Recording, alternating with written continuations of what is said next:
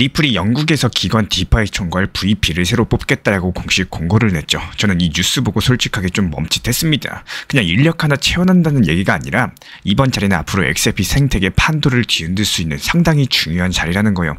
이런 뉴스들 그냥 지나치면 아쉽고 왜 하필 지금 타이밍이고 왜 그리고 영국인 건지 이게 우리 구독자분들한테 어떤 의미를 가지고 있는 건지 오늘 그 얘기 제대로 짚어드려 보도록 하겠습니다. 그런데 여기서 진짜로 궁금해지는 게 하나 있습니다. 리플은 왜 하필 지금 이 시점에서 그것도 굳이 디파이 담당 VP를 뽑으려고 하는 걸까요? 그냥 인력 보충일까요? 아니면 뭔가 더 큰 그림이 있는 걸까요? 저는 이 뉴스를 보고 잠깐 멈칫했습니다. 왜냐면 이게 단순하게 사람 한 명 뽑는 게 아니라 앞으로 리플 XRP의 판 자체를 바꿀 수도 있는 움직임일 수가 있기 때문인데요. 그리고 또 한 가지 우리 입장에서 가장 중요한 질문이 나오죠. 이게 XRP 가격하고는 무슨 상관이 있는 거냐 하는 겁니다. 단순하게 회사 일일까요? 아니면 우리 투자자들에게도 직접적인 영향이 올 수가 있는 걸까요? 저는 이런 뉴스가 나올 때마다 이렇게 겉으로 보이는 이유 말고 뒤에서 뭐가 돌아가고 있는 걸까? 이 생각부터 먼저 합니다. 그리고 이번 건은 솔직하게 그냥 지나치기가 힘든 내용이었어요. 리플이라는 회사를 떠올리면요. 처음에는 해외 송금 회사 이미지가 정말 강했습니다. 은행 간의 송금이나 수수료 절감 이런 것들로 이름을 알렸던 곳이죠. 그런데 최근에 몇 년을 보면은 방향 자체가 살짝 바뀌었다라는 거예요.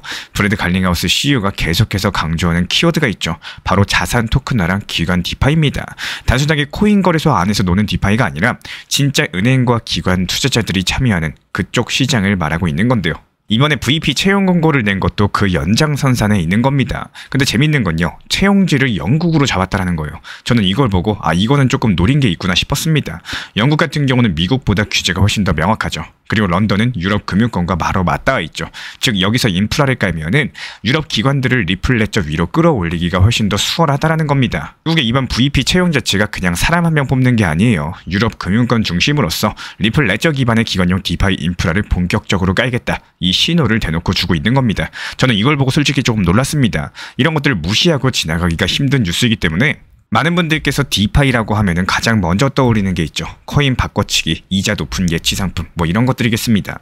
솔직히 대부분 그렇게 알고 계시는데요. 근데 이번에 리플이 노리는 거는 전혀 다른 그림이에요. 제가 이걸 보고 느끼는 거는 이건 아예 기관판 디파이구나 뭐 이런 거였습니다. 은행 그리고 큰돈 굴리는 기관 투자자들이 실제 자산을 온체인에 올리는 구조인 거고 그냥 코인끼리 스왑하는 게 아니라 월가랑 런던 금융권이 직접 참여하는 이런 디파이 쪽을 보고 있는 겁니다. 이런 것들이 현실화되면요. 그림 자체가 완전히 달라진다라는 거예요.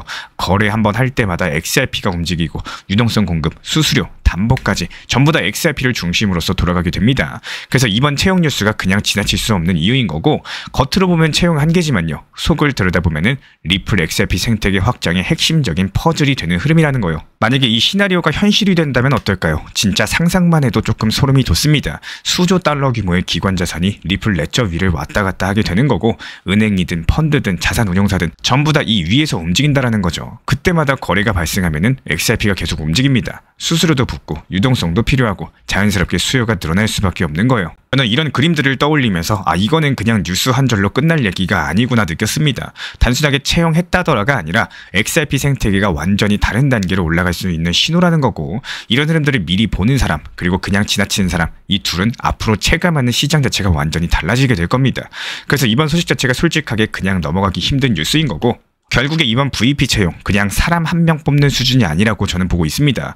리플이 XRP를 단순한 국제 송금 코인에서 글로벌 디파이 인프라 자산으로서 올리겠다. 이런 전략적인 선언처럼 느껴지는 이유겠죠.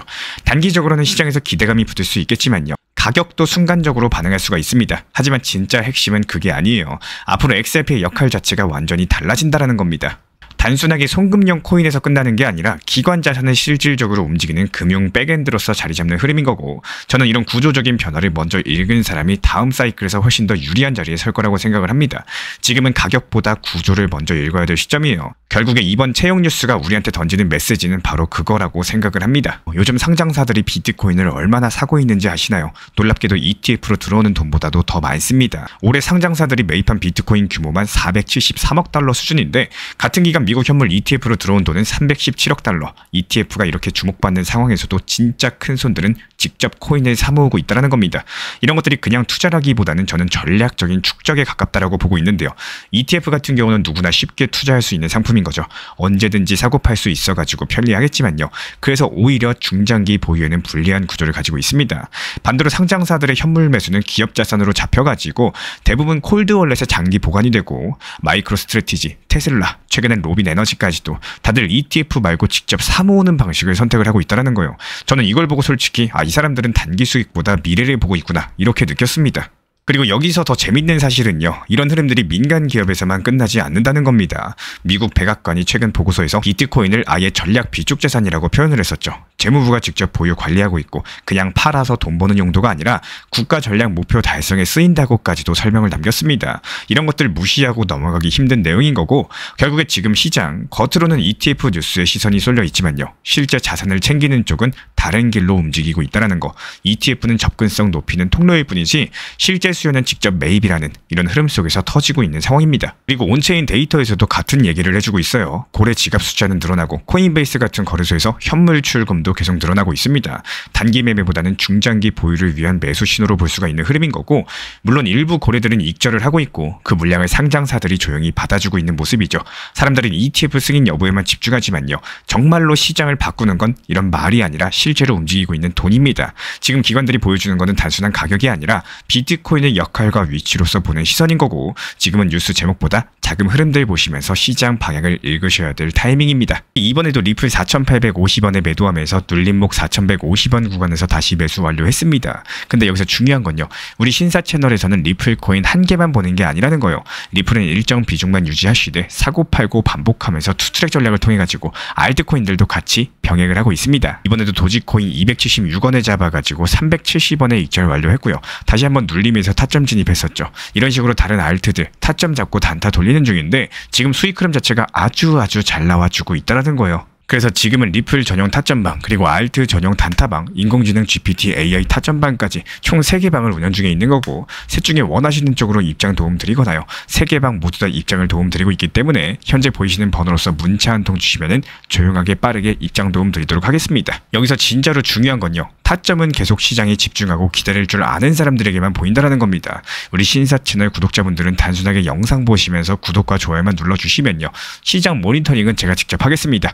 전용 커뮤니티 방 통해 가지고 따라만 와주시면 되는 거고 늦었다고 생각했을 때가 가장 빠를 때죠. 지금 이 영상을 보는 이 순간 그 타이밍은 이미 오고 있다는 거 반드시 기억해 주시기 바랍니다.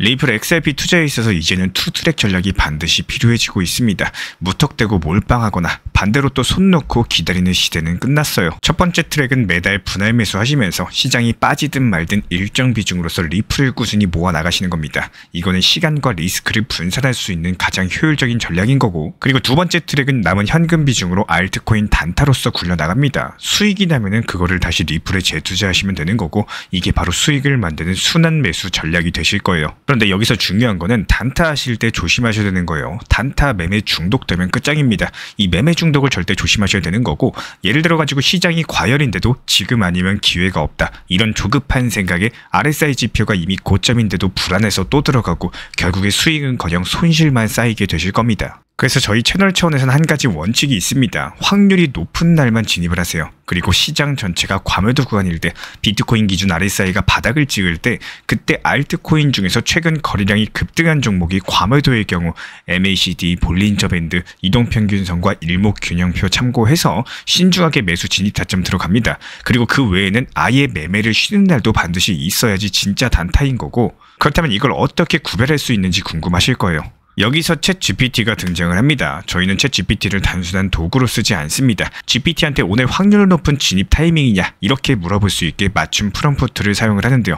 그리고 그 결과에 저의 실전 매매 노하우 30%를 덧붙여가지고 GPT 시그널을 보완합니다. 어떻게 하는지 궁금하신 분들 GPT 검색력과 활용 전략을 이용해가지고 이 두 가지를 한 방에 알려드리고 있습니다. 현재 보이시는 번호로서 리플 단타라고 문자 남겨주세요. 지금 이 영상 보신 분들에게만 오픈합니다. 그냥 GPT 쓰는 법이 아니라 투자로 연결되는 GPT 사용법 지금 바로 알려드리도록 하겠습니다. 제가 안내해드리고 있는 코인 신사 채널 멤버십 전용방에 대해서 짧게 설명드려 보도록 하겠습니다. 리플, 암호화폐 시장에 대한 중요한 이슈, 그리고 브리핑이나 시장의 흐름에 대한 전문적인 분석 내용 설명과 함께 차트상의 기술적 분석, 온체인 지표와 투자 심리에 대한 내용들을 같이 안내 도움드리고 있고, 가장 중요한 투자 심리를 컨트롤하기 위해서 포트폴리오의 구성에 대한 노하우, 투자 심리 컨트롤에 대한 내용도 같이 안내드리고 있습니다. 코인 신사 스터디 멤버십 가입하신 분들께서는 아래 번호 혹은 신청 링크 통해서 남겨주시면 제가 연락드리고 있고, 안내 설명과 함께 신사 채널 리플 전용 멤버십방에도 입장 안내 설명드리고 있습니다.